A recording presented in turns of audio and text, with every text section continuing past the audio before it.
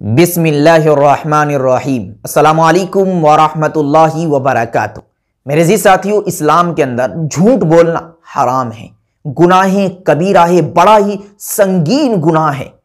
अल्लाह तबारक व तआला ने कुरान मुक़द्दस के अंदर उम्मती मुस्लिमा को मुखातब करते हुए एक पैगाम दिया है, एक मैसेज, एक तालीम और एक दर्स दिया है कि कूनू मअस सादिकीन, कि तुम सच बोलने वाले लोगों की सोहबत इख्तियार करो, तुम उन लोगों की सोहबत इख्तियार करो जो हमेशा सच बोलते हैं। इसी बात वाज़ेह होती है कि इस्लाम के अंदर झूठ बोलना कितना बड़ा गुनाह है कि सच बोलने वाले लोगों की सोहबत इख्तियार करने का हुक्म दिया जा रहा है। और अल्लाह के रसूल अलैहिस्सलातु वस्सलाम ने इरशाद फरमाया कि झूठ बोलना ये मुनाफिकीन की अलामत है। झूठ बोलना उन लोगों की पहचान है जो बज़ाहिर इस्लाम का दावा करते हैं और हकीकत में उनके दिल के अंदर कुफ्र छुपा हुआ रहता है। तो झूठ बोलना ये मोमिन की अलामत नहीं बल्कि मुनाफिकीन की पहचान है। जो मोमिन होते हैं वो झूठ नहीं बोलते, क्योंकि इस्लाम के अंदर झूठ बोलना बिल्कुल भी जायज़ और दुरुस्त नहीं है।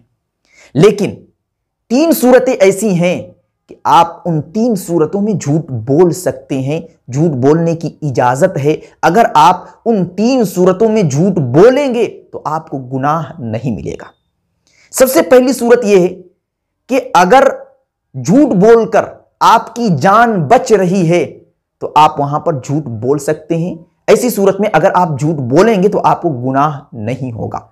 बल्कि उलमाए किराम ने लिखा है कि अगर दुश्मन आपको घेर ले और वहां पर आप अगर झूठ बोलकर अपनी जान बचा सकते हैं तो आपके लिए वाजिब और जरूरी है कि आप झूठ का सहारा ले और झूठ बोलकर आप अपनी जान को बचा ले।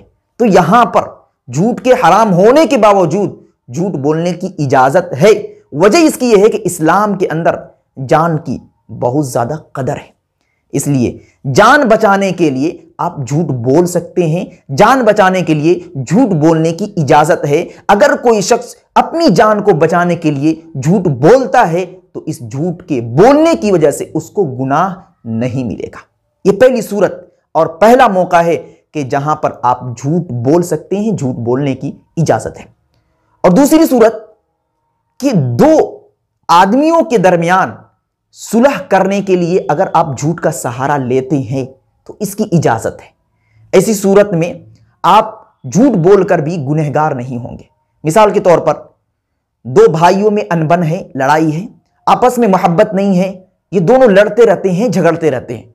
तो कोई ऐसा जुमला जो झूठ पर मबनी है लेकिन उसके बोलने से इन 2 भाइयों के दरमियान मोहब्बत पैदा हो सकती है, ये आपस में मिलजुल कर रहने लगते हैं, तो फिर वहां पर अगर कोई शख्स झूठ बोलकर इन दोनों के दरमियान सुलह पैदा कर देता है, मोहब्बत पैदा कर देता है, भाईचारगी पैदा कर देता है, तो इस झूठ के बोलने की वजह से वह शख्स गुनहगार नहीं होगा।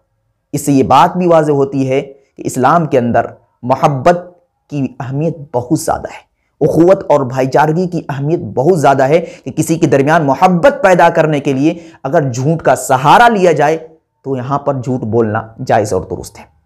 ये दूसरा मौका और ये दूसरी सूरत है कि जहां आप झूठ का सहारा ले सकते हैं, झूठ बोलेंगे तो आपको गुनाह नहीं मिलेगा। और तीसरी सूरत वो ये कि शौहर बीवी को खुश करने के लिए और बीवी शौहर को खुश करने के लिए दोनों झूठ का सहारा ले सकते हैं। मिसाल के तौर पर शौहर के दिल के अंदर मोहब्बत नहीं है, उसके बावजूद बीवी को खुश करने के लिए बार बार मोहब्बत का इजहार किए जा रहा है और झूठ पे झूठ बोले जा रहा है कि मुझे आपसे मोहब्बत है, बहुत ज्यादा मोहब्बत है, इतनी मोहब्बत है, उतनी मोहब्बत है। तो यहां पर बीवी को खुश करने के लिए शौहर अगर झूठ बोलता है तो इसकी इजाजत है। इसी तरीके से बीवी शौहर को खुश करने के लिए बार बार उसके दिल के अंदर मोहब्बत पैदा करने के लिए अगर झूठ का सहारा ले लेती है तो इसकी इजाजत है। इससे भी यह बात वाज़ेह होती है कि इस्लाम के अंदर मोहब्बत की अहमियत किस कदर है, कि मोहब्बत को कायम रखने के लिए, मियां और बीवी के दरमियान मोहब्बत को बढ़ाने के लिए अगर झूठ का सहारा ले लिया जाए तो इस पर कोई गिरफ्त और कोई पकड़ नहीं है।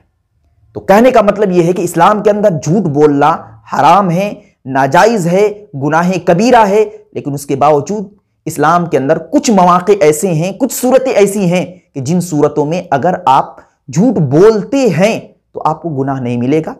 ऐसे मौकों से आपके लिए झूठ बोलना बिल्कुल जायज और दुरुस्त है। वीडियो को लाइक एंड कमेंट करें और दीनी मालूमात के लिए हमारे चैनल अल हक मीडिया को सब्सक्राइब करके बेल आइकन को दबा दें ताकि सबसे पहले हमारी बात आप तक पहुंच सके।